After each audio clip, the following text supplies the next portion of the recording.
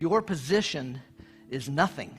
They've got a lot of spiritual growing up to do because Jesus has been talking about the fact that he's going to Jerusalem and he's going to die, and they're talking about the fact that I wonder which one of us is going to be the greatest. Who's going to be the greatest in the kingdom of God? Come on, guys. Listen. They know it's not right. They know they're not right, and we know that they know that they're not right because Jesus says, what are y'all talking about? Verse 34, but they kept silent, for on the way they had discussed with one another which of them was the greatest. See, they had a lot of spiritual growing up to do, but they'd been hanging around Jesus long enough to know that pride and ego and arrogance have no place in the kingdom of God. Of course, it's obvious that Jesus knows exactly what they're talking about, right? He knows.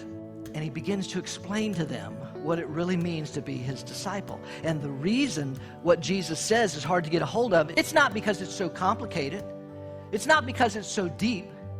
It's because it's so contrary to what you see in the world and so counterintuitive to what our own flesh wants. And Jesus says, guys, here it is. Guys, if you want to be first, you're going to have to choose to be last. Guys, you want to be first? Y'all all talking about who's going to be first in the kingdom? All right, I'll tell you who's going to be first in the kingdom.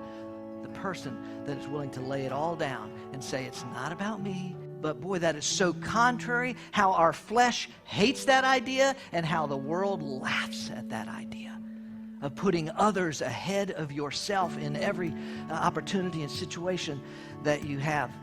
What I'm suggesting, what Jesus is actually commanding us to do, is so counterintuitive to what our flesh naturally wants to do. And yet that is the call for a follower of Jesus. Your position is nothing.